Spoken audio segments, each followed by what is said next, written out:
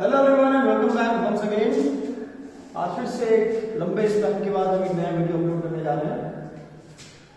आज हम जो हमने पिछले वीडियो में पढ़ा था हाइब्रिडाइजेशन के बारे में, उसमें हमने CH4 मीथेन मॉलिक्यूल का हाइब्रिडाइजेशन देखा था। तो आज इस वीडियो में हम कुछ आगे के कुछ और मॉलिक्यूल्स में हाइब्रिडाइजेशन समझने की कोशिश करेंगे ताकि ये टॉपिक हमारे लिए और ज्यादा आसान हो सके। लेते हैं मॉलिक्यूल H2O, वाटर मॉलिक्यूल। जब वाटर मॉलिक्यूल को हम देखेंगे, what do we see? We see that there is a central atom, oxygen surrounded by two hydrogen atoms. इसका मतलब ये हुआ कि ऑक्सीजन एटम दो हाइड्रोजन एटम के साथ बॉन्ड करके मॉलिक्यूल बना रहा है। ठीक है, ये बॉन्ड सिंगल बॉन्ड है और ऑक्सीजन ये दो स्ट्रक्चर जैसा मैंने बनाया हुआ है। ऑक्सीजन के पास दो इलेक्ट्रॉन के पेयर, दो लोन पेयर उसके पास और है। इसका मतलब टोटल इस ऑक्सीजन के पास कितने इलेक्ट्रॉन हो गए? 8 इलेक्ट्रॉन पेयर से दो बॉन्ड पेयर है और दो लोन पेयर है। और एक चारों इलेक्ट्रॉन पेयर के लिए कितना ऑर्बिटल होने चाहिए? 4 हाइब्रिड ऑर्बिटल होने चाहिए। मतलब एक हाइब्रिड ऑर्बिटल, दो हाइब्रिड ऑर्बिटल, तीन हाइब्रिड ऑर्बिटल, 4 हाइब्रिड ऑर्बिटल। ये हमारी इमेजिनेशन की बात है कि हम किसी मॉलिक्यूल को उसका न्यू स्ट्रक्चर देख के ये समझ सकते हैं कि उस मॉलिक्यूल में कितने हाइब्रिड ऑर्बिटल्स की आवश्यकता है। ठीक है, तो इसको देख के हमें ये आइडिया लग रहा है कि इस पर्टिकुलर मॉलिक्यूल में we need we need appropriately 4 hybrid orbitals, right? तो चलो ऑक्सीजन का कॉन्फ़िगरेशन करके देखते हैं क्या होता है भाई। ऑक्सीजन 1s2 2s2 2p4, ये होता है ऑक्सीजन का इलेक्ट्रॉनिक कॉन्फ़िगरेशन, जिसमें हम देख सकते हैं कि आउटर मोस्ट में कितने इलेक्ट्रॉन्स हैं? 2 + 4 that is total 6 electrons in oxygen. Okay, now इसका अगर हम ऑर्बिटल फिलिंग करें 2s 2 2p4, ठीक? तो दो इलेक्ट्रॉन इसमें आएंगे और 4 इलेक्ट्रॉन, तो एक यहां आएगा, एक यहां आएगा, एक यहां आएगा, फिर चौथा इलेक्ट्रॉन यहां आएगा। ठीक है, it is the case of sp3 hybridisation. तो होना क्या है इसमें? s की एक ऑर्बिटल और p की 3 ऑर्बिटल्स आपस में क्या करेंगे? हाइब्रिडाइज करेंगे। दे will undergo hybridization and what will we get? They will undergo sp3 hybridization and we will get 4 equivalent sets of orbitals. Okay, अभी क्या है? अभी ये 2s है, ये 2p है। इन दोनों के बीच में एक एनर्जी गैप आप देख सकते हो, राइट? ये एनर्जी गैप बता रहा है कि इसकी एनर्जी अलग है, इसकी एनर्जी अलग है। ये थोड़ी कम एनर्जी में, ये थोड़ी ज्यादा एनर्जी में। लेकिन हाइब्रिडाइजेशन के बारे में आपने सुना, आपने पढ़ा था इसके पहले के वीडियो में, आपने जाना था कि होता क्या है हाइब्रिडाइजेशन में। क्या होता है? Orbitals, atomic orbitals of nearly the same energy, अंतर है लेकिन थोड़ा सा अंतर है, ज्यादा अंतर नहीं है, क्योंकि दोनों का एनर्जी लेवल 2 है। Both of these s and p orbitals are in second energy level, second shell में, ज्यादा एनर्जी गैप नहीं है। तो atomic orbitals having slight difference in energies and having different shapes undergo hybridization to form equivalent number of hybrid orbitals. अगर ये 4 atomic orbitals हैं, hybridise कर रही हैं, तो कितनी हाइब्रिड ऑर्बिटल्स बनेगी? 4 ही हाइब्रिड ऑर्बिटल्स बनेगी। और उन चारों में क्या विशेषता होगी? उन चारों की स्पेशलिटी ये होगी, कैरेक्टरिस्टिक ये होगा कि अब हाइब्रिडाइजेशन के पहले उनमें भले ही भिन्नता थी, भले ही अंतर था, भले ही डिफरेंसेस थे, लेकिन हाइब्रिडाइजेशन के बाद क्या होगा? उनके सभी की एनर्जी सेम हो जाएगी, वो सभी के सभी डीजनरेट हो जाएंगे। डीजनरेट मतलब सबकी एनर्जी सेम। और क्या होगा? उन सभी का शेप भी सेम हो जाएगा। अभी ये s था और ये तीनों p थे, अब 4 बनेंगे तो चारों का शेप क्या हो जाएगा? चारों का शेप हो जाएगा sp3, राइट? तो ये 4 हाइब्रिड ऑर्बिटल्स बने 1 2 3 एंड 4। ये चारों क्या है? 4 sp3 हाइब्रिडाइज्ड ऑर्बिटल्स, राइट? ठीक है, ये 4 के चारों sp3 हाइब्रिडाइज्ड। अब इसमें ना ही कोई s है, ना ही कोई p है। अब सभी में क्या है? सभी में s कैरेक्टर है, सभी में p कैरेक्टर है। 4 ऑर्बिटल्स हैं, चारों ऑर्बिटल्स में s कैरेक्टर कितना है भाई? एक sp और 3 p। तो s कैरेक्टर हुआ 25%, p कैरेक्टर कितना हुआ? 75%। आई होप ये सिंपल मैथ्स का कैलकुलेशन आप समझ रहे होंगे कि चारों हाइब्रिड ऑर्बिटल्स में s कैरेक्टर कितना है? 25%, p कैरेक्टर कितना है? 75%। क्यों? क्योंकि 4 में से एक p था, सॉरी एक s था और 3 p थे। तो 25% एस का कंट्रीब्यूशन हुआ और पी का कंट्रीब्यूशन कितना हुआ 75। ठीक है, चलिए ये तो एक बात हो गई। अब इन हाइब्रिड ऑर्बिटल्स के फॉर्मेशन के बाद इनमें इलेक्ट्रॉन्स की तो फिलिंग होगी, तो कितने इलेक्ट्रॉन्स हैं हमारे पास? Overall 1 2 3 4 5 6 electrons is what we have. So what will we do? We will fill the electrons as per bonds rule. Bonds rule क्या कहता है कि पहले इलेक्ट्रॉन सिंगली ऑक्यूपाई होते हैं, उसके बाद क्या होता है? पेयरिंग होती है। ये लीजिए हो गई पेयरिंग। तब आप देख सकते हो 3 4 sp3 हाइब्रिडाइज्ड ऑर्बिटल्स में 2 ऑर्बिटल्स फुल्ली ऑक्यूपाइड है, मतलब कंप्लीटली फिल्ड है, पेयर्ड इलेक्ट्रॉन्स हैं। और 2 ऑर्बिटल्स कैसे हैं? 2 ऑर्बिटल्स में सिंगल ऑक्यूपेशन इलेक्ट्रॉन्स है।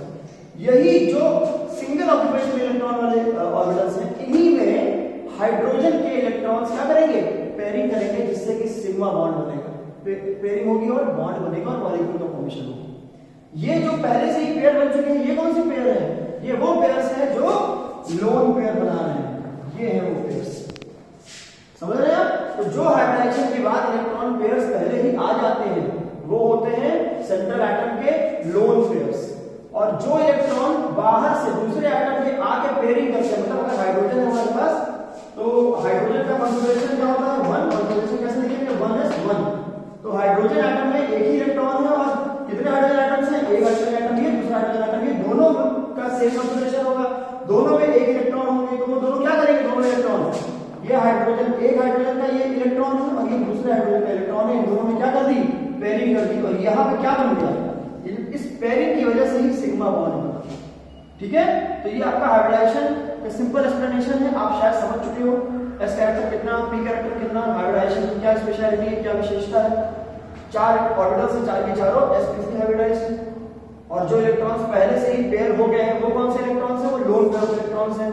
जो इलेक्ट्रॉन दूसरे बाहरी या बॉन्डिंग एटम के इलेक्ट्रॉन्स हैं, वो क्या कर रहे हैं? वो बॉन्ड बना रहे हैं। ठीक है, तो अभी आप इसको समझो। अब मैं आपको बताता हूं, जैसे ये ऑक्सीजन हमारा एटम है, कितने हाइब्रिड ऑर्बिटल्स हैं? 1 2 3 4 हाइब्रिड ऑर्बिटल्स। ठीक है, ये रहा पहला हाइब्रिड ऑर्बिटल, ये रहा दूसरा हाइब्रिड ऑर्बिटल, ये रहा तीसरा हाइब्रिड ऑर्बिटल और ये रहा चौथा हाइब्रिड ऑर्बिटल। ओके, अब 4 हाइब्रिड ऑर्बिटल्स में कौन कौन है भाई? 2 लोन पेयर हमारे पास, ये रहा एक लोन पेयर और ये रहा दूसरा लोन पेयर। ठीक है, और ये कौन है? यहाँ पे हाइड्रोजन ने क्या किया है? हाइड्रोजन में 1s ऑर्बिटल था ना, 1s कैसा होता है? स्फेरिकल। ठीक है, यहाँ पे क्या हो गया? ये हो गई यहाँ पे ओवरलैपिंग। यहाँ पे भी हाइड्रोजन के 1s ने क्या कर दिया? यहाँ पे भी कर दिया इन्होंने ओवरलैपिंग। क्या बना? ये आपकी sp3 थी, ये भी आपकी sp3 थी, ये भी sp3 थी, ये सारी sp3 ऑर्बिटल्स थी। और हाइड्रोजन की जो ऑर्बिटल थी क्या थी? ये 1s थी, ये भी 1s थी। तो जो पेयरिंग, ये ओवरलैप के बाद जो ओवरलैप हुआ, क्या बोलेंगे? इसको बोलेंगे sp3s सिग्मा बॉन्ड। यही से बनता है हमारा sigma bond, sp3s sigma bond. मतलब sp3 ऑक्सीजन की sp3 हाइब्रिडाइज्ड ऑर्बिटल्स और हाइड्रोजन की s अनहाइब्रिडाइज्ड ऑर्बिटल क्या कर रही हैं?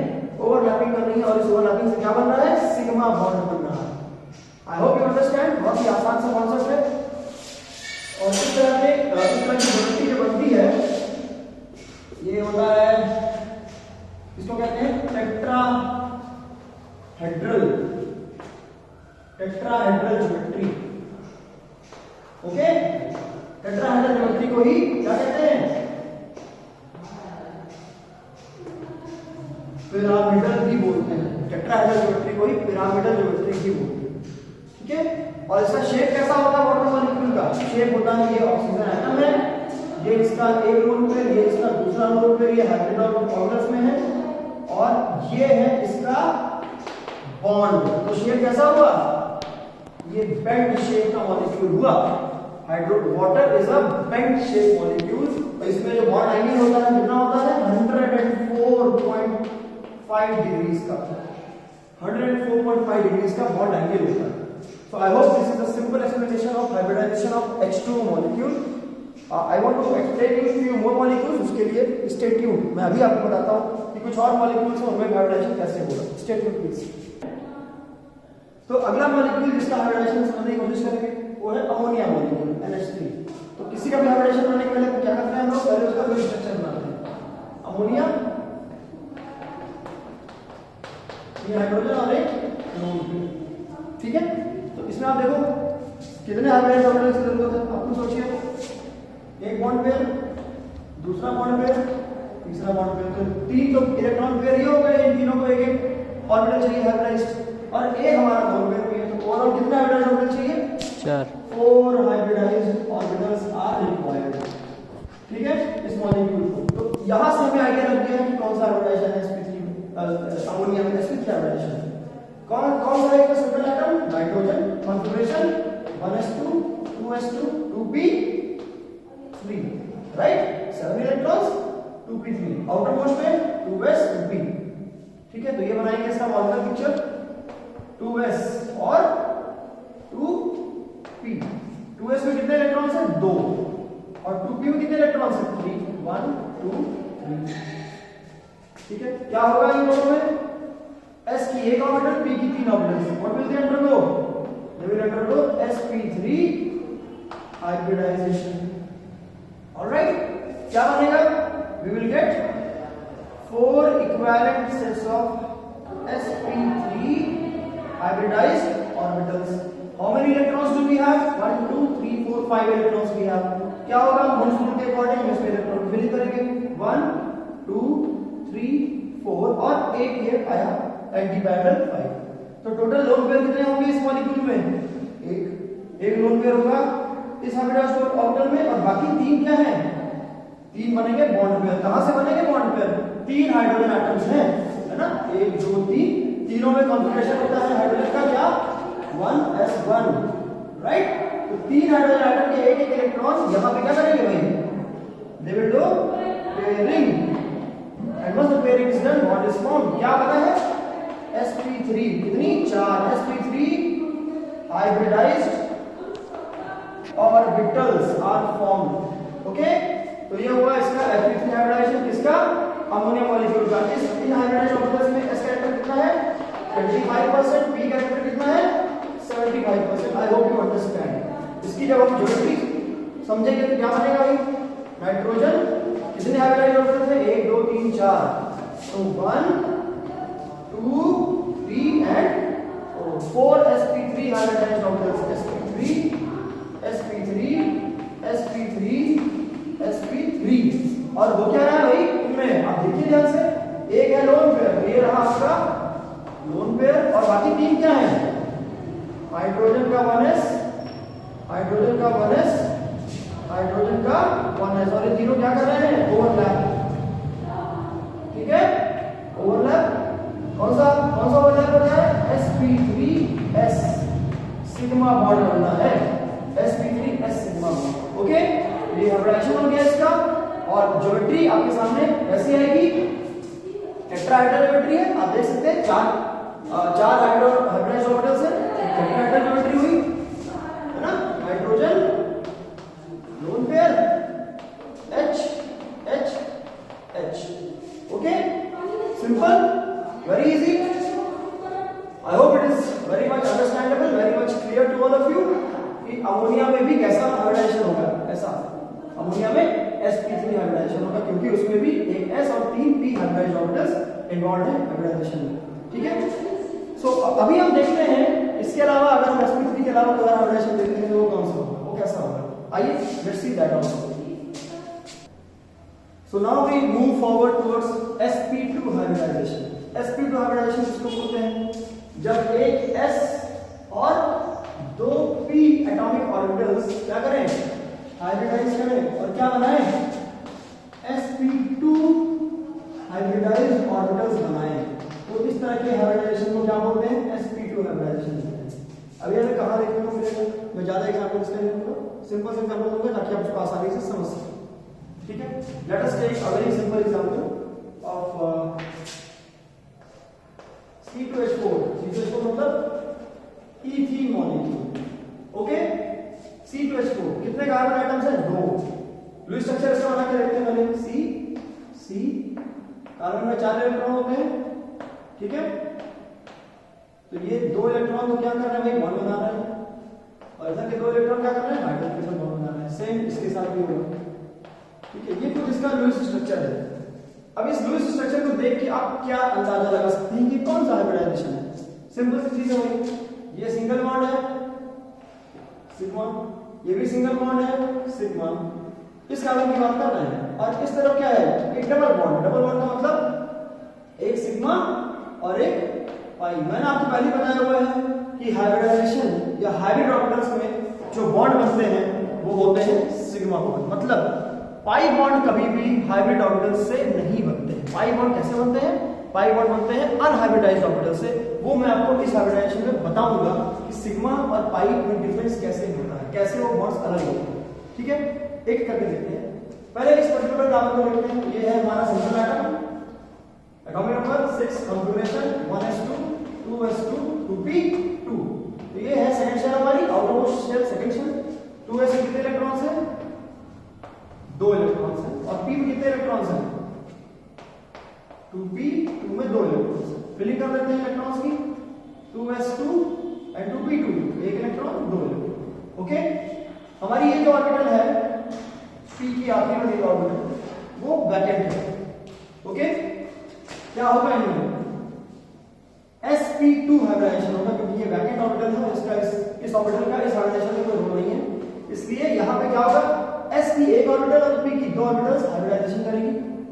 क्या बोलेंगे उसको बोलेंगे हम sp2 हाइब्रिडाइजेशन बोलेंगे। And we will get what, we will get 3 equivalent orbitals called 3sp2 hybridized orbitals। ठीक है, अब जरा देखते हैं कितने इलेक्ट्रॉन्स हैं sp2 में, 1 2 3 4 इलेक्ट्रॉन होने चाहिए। ठीक है, लेकिन होता क्या है, इस हाइब्रिडाइजेशन के जस्ट पहले ये जो एक इलेक्ट्रॉन है ये जंप करके कहां चला जाता है, इस वाली ऑर्बिटल में चला जाता है। ठीक है, तो अगर हम इसको थोड़ा सा करेक्ट करें तो क्या होगा, हाइब्रिडाइजेशन के पहले क्या होता है इसका समझिए। अगर इलेक्ट्रॉन, ये जो इलेक्ट्रॉन जंप हुआ है उसके पहले की कंडीशन को हम ग्राउंड स्टेट कंडीशन कहते हैं। ठीक है, इलेक्ट्रॉन जंप हो गया, कार्बन एटम एक्साइट हो गया, तो नया कॉन्फ़िगरेशन जब को मिला वो क्या मिला, 2s1, एक ही इलेक्ट्रॉन बचा ना, और 2p3, ये क्या है, ये है एक्साइटेड स्टेट। ओके, तो एक इलेक्ट्रॉन इसमें बचा और यहाँ पे जो 2 थे ये तो रहेंगे ही, और एक इलेक्ट्रॉन जो यहाँ से जंप करके गया था वो भी यहाँ आ जाएगा। लेकिन इस स्ट्रक्चर को देख के हमें पता चल चुका है कि ये मॉलिक्यूल में कौन सा हाइब्रिडाइजेशन होने वाला है, इसमें होने वाला है sp2 हाइब्रिडाइजेशन। sp2 हाइब्रिडाइजेशन होगा इसमें। तो sp2 हाइब्रिडाइजेशन कैसे होगा, मतलब जब एक s और 2 p की ऑर्बिटल्स क्या करेंगी, हाइब्रिडाइज करेंगी, sp2 हाइब्रिडाइजेशन होगा। और इस sp2 हाइब्रिडाइजेशन में क्या मिलेगा, you will get 3 equivalent set of sp2 hybridized orbitals। Alright, अब जरा ऑर्बिटल्स को ध्यान से देखिए, 1 2 3, sp2 एक s में और 2 p तक कितने इलेक्ट्रॉन्स हैं, 3। और ये जो एक इलेक्ट्रॉन आप देख रहे हो ये कौन सी ऑर्बिटल है, ये है हमारी अनहाइब्रिडाइज्ड ऑर्बिटल। ठीक है, ये अनहाइब्रिडाइज्ड ऑर्बिटल है। तो हाइब्रिडाइज्ड ऑर्बिटल में कितने इलेक्ट्रॉन है, 1 2 3 इलेक्ट्रॉन है, ये 1 ये 2 और ये तीसरा। और ये कौन सी ऑर्बिटल है, ये अनहाइब्रिडाइज्ड p ऑर्बिटल है, इसमें भी 1 इलेक्ट्रॉन। तो ये कार्बन था, कौन सा कार्बन था, ये भी कार्बन ही है। तो जिस तरह से इस कार्बन का ग्राउंड स्टेट से एक्साइटेड स्टेट में एक्साइटेशन हुआ है, उसमें जिस तरह से इस वाले में 3 हाइब्रिडाइज्ड sp2 ऑर्बिटल्स मिली हैं, सेम टू सेम इस कार्बन का भी होगा। मतलब अगर इस कार्बन के पास 3 एटॉमिक और 3 हाइब्रिडाइज्ड ऑर्बिटल्स बने हैं तो वही तो उसका भी होगा ना। तो जो हमें स्ट्रक्चर मिलेगा हाइब्रिडाइजेशन का वो ऐसा होगा, ये कार्बन है, कितनी हाइब्रिडाइज्ड ऑर्बिटल्स मिली हमको, 3, 1 2 3। ठीक है, और इन 3 हाइब्रिडाइज्ड ऑर्बिटल में होगा क्या, एक हाइड्रोजन, दूसरा हाइड्रोजन और तीसरा कार्बन। ठीक है, तो एक हाइड्रोजन ने यहां पे पेयरिंग की, दूसरा हाइड्रोजन ने पेयरिंग की और तीसरे में कार्बन के इलेक्ट्रॉन ने पेयरिंग की। ये पेयरिंग हो गई, 3 के 3 सिग्मा बॉन्ड बनके, जैसा कि आप देख रहे हो, एक सिग्मा बॉन्ड, 2 सिग्मा बॉन्ड और तीसरा सिग्मा बॉन्ड। ठीक है, दूसरा कार्बन का भी सेम टू सेम ऐसा ही सेटअप होगा। उसमें क्या होगा, ये रहा कार्बन, उसमें भी क्या है, 3 हाइब्रिडाइज्ड ऑर्बिटल्स हैं, 1 2 और 3। अब आप सिंपली देख सकते हो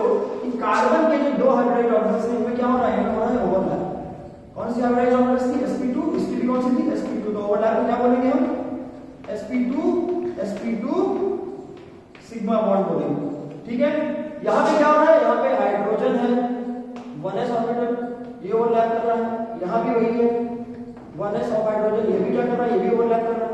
सेम टू सेम यहाँ पे होगा 1s इसका हाइड्रोजन का, ये भी क्या कर रहा है, यहाँ पे ओवरलैप कर रहा है। सेम टू सेम यहाँ भी होगा 1s, यहाँ भी ओवरलैप हो रहा है हाइड्रोजन का, ये sp2 है, ये भी sp2 है, तो यहाँ पे कैसे ओवरलैप हुआ, ये दोनों हुए sp2s सिग्मा बॉन्ड्स, ठीक है, ये भी और ये भी। यहाँ पे भी सेम टू सेम वही हो रहा है, sp2 और s सिग्मा बॉन्ड्स, राइट, ये वाला भी और ये वाला, ठीक है। और ये दोनों कौन से हैं, ये है sp2 सिग्मा बॉन्ड। तो जितने सिग्मा बॉन्ड हमारे ग्लू स्ट्रक्चर में दिख रहे थे, हमने यहाँ पे हाइब्रिडाइजेशन में ऑर्बिटल पिक्चर ड्रॉ करके समझ लिया। अब आप सोचोगे कि ये जो अनहाइब्रिडाइज्ड p ऑर्बिटल है इसका क्या होगा। जो अनहाइब्रिडाइज्ड ऑर्बिटल, अनहाइब्रिडाइज्ड का क्या मतलब होता है, अनहाइब्रिडाइज्ड का मतलब होता है जिसने हाइब्रिडाइजेशन में पार्टिसिपेट ना किया, मतलब जो जैसा हाइब्रिडाइजेशन के पहले था वो वैसे का वैसा ही कब रह गया, हाइब्रिडाइजेशन के बाद भी रह गया। तो ये अनहाइब्रिडाइज्ड p ऑर्बिटल हाइब्रिडाइजेशन के पहले कैसी थी भाई, p ही तो थी। p कैसी होती है, p होती है डबल शेप, इसका मतलब ये हाइब्रिडाइजेशन के बाद भी अनहाइब्रिडाइज्ड है, इसका मतलब ये अभी भी किस शेप में है, ये अभी भी p शेप में है, ठीक है। मतलब इस कार्बन के पास एक अनहाइब्रिडाइज्ड p ऑर्बिटल है, तो अगर इस कार्बन के पास एक अनहाइब्रिडाइज्ड p ऑर्बिटल है तो इस कार्बन के पास भी तो एक अनहाइब्रिडाइज्ड p ऑर्बिटल है, तो कैसी होगी वो, डबल होगी। ये लीजिए आपके सामने प्रकट हो गई, कार्बन पर जो एक अनहाइब्रिडाइज्ड p ऑर्बिटल थी डबल शेप में, वो आपके सामने आ चुकी है। सेम टू सेम यहां भी होगा, ठीक है। अब आप बताओ क्या होगा इन दोनों के बीच में, आप ध्यान से देखिए, मैंने आपको बताया था जब हम सिग्मा और पाई बॉन्ड के बारे में पढ़ रहे थे, मैंने बताया था कि जब कभी भी ओवरलैप एक्सियल होता है, हेड ऑन होता है, तो कैसा बॉन्ड होता है, तब सिग्मा बॉन्ड होता है। लेकिन जब ऑर्बिटल्स पैरेलल हो जाते हैं एक दूसरे के, ठीक है, साइड वाइज हो जाती है, तो उनमें कैसा ओवरलैप होता है, उनमें साइड वाइज ओवरलैप होता है। और साइड वाइज ओवरलैप से जो बॉन्ड बनता है कैसा बॉन्ड बनता है, होता है पाई बॉन्ड। तो ये देखो, ये जो कार्बन एटम्स है साइड वाइज इनकी p ऑर्बिटल्स आ चुकी हैं, उनमें क्या होने वाला है, इनमें होने वाला है ये क्या है, ये है साइड वाइज ओवरलैप। और ये क्या बना भाई, ये बना p पाई बॉन्ड, मतलब ये कैसा बॉन्ड है, ये है पाई बॉन्ड। तो अब इस पर्टिकुलर पिक्चर को आप देख, ऑर्बिटल पिक्चर को आप देख के समझ सकते हो कि एक इथीन मॉलिक्यूल में sp2 हाइब्रिडाइजेशन होता है, और उस sp2 हाइब्रिडाइजेशन में क्या होता है, आप देख सकते हो उसमें हर कार्बन ने 3 सिग्मा बॉन्ड बना रखा है, हर मतलब 2 कार्बन है ना, दोनों कार्बन ने 3 सिग्मा बॉन्ड बना रखा है, ये देखिए, और दोनों कार्बन आपस में एक पाई बॉन्ड से भी बंधे हुए हैं। अब आप ये सोच सकते हो कि बॉन्ड एक ही है, ये ओवरलैप दो जगह कैसे हो गया, तो आपको ये पता होना चाहिए कि जब ऑर्बिटल की लोब होता है, ऑर्बिटल का जो लोब होता है उनमें किसी एक ही लोब में इलेक्ट्रॉन का क्लाउड होता है। ऐसा नहीं है कि इलेक्ट्रॉन क्लाउड आधा यहां आ गया, आधा यहां आ गया, आधा यहां आ गया, आधा यहां आ गया। इस ऑर्बिटल का जो भी इलेक्ट्रॉन क्लाउड होगा, अगर वो यहां है तो इस ऑर्बिटल के इलेक्ट्रॉन क्लाउड के यहां होने पर वो ओवरलैप करेगा, अगर यहां नहीं है तो यहां होगा, तो जब यहां होगा तो ओवरलैप यहां होगा। और इसीलिए कहा जाता है कि जो पाई बॉन्ड होता है वो इंटरन्यूक्लियर एक्सिस के चारों ओर होता है, लेकिन एक्सिस पर नहीं होता है। पाई बॉन्ड हमेशा एक्सिस के ऊपर या एक्सिस के नीचे या एक्सिस के दोनों साइड्स में होता है, कभी भी एक्सिस पे नहीं होता। और इसीलिए पाई बॉन्ड को वीक बॉन्ड कहा जाता है, क्योंकि कौन सा बॉन्ड मजबूत होगा, बॉन्ड वही मजबूत होगा जो न्यूक्लियस के लाइन में हो, जो न्यूक्लियस की एक्सिस पे हो और न्यूक्लियस को बांधे, ठीक है। वो कौन सा बॉन्ड होता है, वो होता है सिग्मा बॉन्ड। देखिए ध्यान से, ये कार्बन और कार्बन है, ये इन दोनों का न्यूक्लियस है, और ये ओवरलैप कहां हो रहा है, इन दोनों की इंटरन्यूक्लियर एक्सिस पर ही ओवरलैप हो रहा है। अगर हाइड्रोजन को देखोगे तो हाइड्रोजन का ये 1s ऑर्बिटल है, इसका और इस कार्बन का ये sp2 हाइब्रिडाइज्ड ऑर्बिटल है, तो ये भी ओवरलैप कहां हो रहा है, इन दोनों एटम्स के इंटरन्यूक्लियर एक्सिस पर हो रहा है, और इसलिए ये बॉन्ड कैसा है, मजबूत बॉन्ड है, सिग्मा बॉन्ड स्ट्रांग बॉन्ड होता है। पाई बॉन्ड स्ट्रांग बॉन्ड क्यों नहीं होता है, आप समझ लोगे, क्योंकि ये जब भी बनता है तो साइड वाइज ओवरलैप से बनता है, और साइड वाइज ओवरलैप होने की वजह से इलेक्ट्रॉन क्लाउड कभी भी इंटरन्यूक्लियर एक्सिस पर नहीं आता है। इलेक्ट्रॉन क्लाउड हमेशा कहां रहता है, इंटरन्यूक्लियर एक्सिस के चारों तरफ गोल गोल रहता है, लेकिन कभी भी एक्सिस पर नहीं आता, और इसीलिए पाई बॉन्ड हमेशा वीक बॉन्ड होता है, ठीक है। ये सिंपल सा एक्सप्लेनेशन है ये बताने के लिए कि इथीन मॉलिक्यूल में हाइब्रिडाइजेशन कैसा है। आप इसका शेप भी समझ सकते हो, कैसा शेप है भाई, कार्बन कार्बन के बीच में लीनियर बॉन्ड होता है, लीनियर शेप हुआ इसका, सिलेंड्रिकल शेप भी कह सकते हैं। और अगर सिर्फ कार्बन को देखोगे तो कैसा शेप हो रहा है, आप देखो, खुद सोचो, बन गया कार्बन के अकॉर्डिंग, कार्बन जो फ्रेम ऑफ रेफरेंस में देंगे तो हम कहेंगे कि इस पर्टिकुलर कार्बन का तीनों तरफ जो बॉन्ड बना उसकी वजह से इसका शेप कैसा है, इसका शेप है ट्राइगोनल प्लेनर। ठीक है, शेप कैसा है भाई, प्लेन पर है ट्राइगोनल प्लेनर। और ट्राइगोनल प्लेनर ज्योमेट्री आपने बेसिक क्लास में पढ़ा होगा कि ट्राइगोनल प्लेनर ज्योमेट्री में जो बॉन्ड एंगल होता है वो कितना होता है 120 डिग्री। जैसे पंखे के 3 पर होते हैं, तीनों परों में कितना एंगल होता है, तीनों परों में 120 डिग्री का एंगल होता है। सेम यहाँ पे होगा, कार्बन के बीच में स्ट्रेट लाइन बन रही है तो कार्बन के इंटरन्यूक्लियर एक्सिस पे ही बॉन्ड बनने की वजह से इन दोनों के बीच में कोई एंगल नहीं है। लेकिन कार्बन का जब 3 तरफ बॉन्ड देखोगे आप, इधर कार्बन से, इधर हाइड्रोजन से, इधर हाइड्रोजन से, तो कैसा कैसी ज्योमेट्री हो रही है, ट्राइगोनल प्लेनर ज्योमेट्री हो रही है। ऐसी ट्राइगोनल प्लेनर ज्योमेट्री में बॉन्ड एंगल कितना होता है 120 डिग्री। ठीक है, तो अभी इसी तरीके से मैं चाहता हूं आप जल्दी से, अगर 2 से 4 मिनट लगेगा, अगर हम जल्दी से C2H2 मतलब इथाइन मॉलिक्यूल का भी हाइब्रिडेशन देखें तो आपको sp हाइब्रिडेशन भी समझ में आ जाएगा। It will take hardly 3 to 4 minutes, just stay tuned, क्योंकि आपको ये समझ में आ गया तो भी समझ में जल्दी आ जाएगा। So now let's move forward towards sp hybridization। ये क्या है sp hybridization, क्या है, एक s और एक p, सिंपल, मतलब 1 s and 1 p orbitals hybridized to form sp hybridized orbitals। ठीक है, इसमें कितना होगा 50% होगा इसमें s कैरेक्टर और 50% होगा इसमें p कैरेक्टर। ठीक है भाई, 50% s कैरेक्टर, 50% p कैरेक्टर। क्या होता है, सिंपल सा एग्जांपल लेते हैं, C2H2 molecule. Okay, C2H2 molecule क्या बोलते हैं, इसको इथाइन बोलते हैं। ठीक है क्या, इसका ब्लू स्ट्रक्चर ड्रॉ करके देखते हैं, C 3 इलेक्ट्रॉन इसके एक ही तरफ, एक इलेक्ट्रॉन दूसरी तरफ, इससे बॉन्डेड है, हाइड्रोजन से बॉन्डेड है, और ये आपस में ट्रिपल बॉन्ड बना रहे हैं कार्बन। ट्रिपल बॉन्ड के बारे में मैंने आपको बताया पहले, ये कभी एक बॉन्ड होता है तो सिग्मा ही होता है, डबल बॉन्ड होता है तो एक सिग्मा होता है, एक पाई होता है, और जब ट्रिपल बॉन्ड होता है तो एक सिग्मा होता है और 2 पाई होता है। ठीक है, तो इन तीनों में ये एक सिग्मा है, ये पाई है और ये पाई है। तो ये दो स्ट्रक्चर से आपको आइडिया लग चुका है कि कौन की बॉन्ड अरेंजमेंट कैसा है और कौन सा बॉन्ड सिग्मा है, कौन सा बॉन्ड पाई है, आपको आइडिया लग चुका है। मतलब आप देख के बता सकते हो कि इस कार्बन के पास कितनी हाइब्रिडाइज्ड ऑर्बिटल है। ये रहा एक सिग्मा बॉन्ड, इस कार्बन की बात कर रहा हूं, इसके पास एक सिग्मा बॉन्ड ये रहा और एक सिग्मा बॉन्ड ये रहा, मतलब इस कार्बन को कितनी हाइब्रिडाइज्ड ऑर्बिटल की जरूरत है 2। अगर ये कार्बन है, इस कार्बन के साथ बॉन्डेड है तो सेम कंडीशन तो इसकी भी हुई ना, ये भी देखो 2 ही सिग्मा बॉन्ड है, तो इसको भी कितनी हाइब्रिडाइज्ड ऑर्बिटल्स की जरूरत है, इसको भी 2 ही हाइब्रिडाइज्ड ऑर्बिटल्स की जरूरत है। Carbon atomic number 6 configuration 1s2 2s2 2p2। ठीक है भाई, 2s 2p आउटर मोशन के ऑर्बिटल्स को ले लेते हैं, s 2s 2 और 2p2। s में 2 इलेक्ट्रॉन और p में भी 2 इलेक्ट्रॉन। ठीक है, ये कौन सी स्टेट है, ये है ग्राउंड स्टेट। क्या होगा भाई, बॉन्डिंग होने के पहले ग्राउंड स्टेट से एटम एनर्जाइज होता है, और एटम का ग्राउंड स्टेट से एनर्जाइज होना क्या कहलाता है, एक्साइटेशन कहलाता है। एनर्जाइज होने के बाद कहां जाता है, वो जाता है एक्साइटेड स्टेट में। कैसे होगा वो, ये जो इलेक्ट्रॉन है यहां से जंप करके कहां चला जाएगा, जो वैकेंट ऑर्बिटल है वहां चला जाएगा। तो कौन सी स्टेट आ गई हमारे पास आ गई एक्साइटेड स्टेट।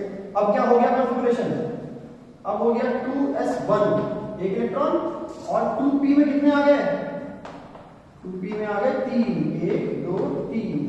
लेकिन आपने इसके ब्लू स्ट्रक्चर को देख के आइडिया लगा लिया है कि कार्बन को कितनी हाइब्रिडाइज्ड ऑर्बिटल्स की जरूरत है, सिर्फ 2।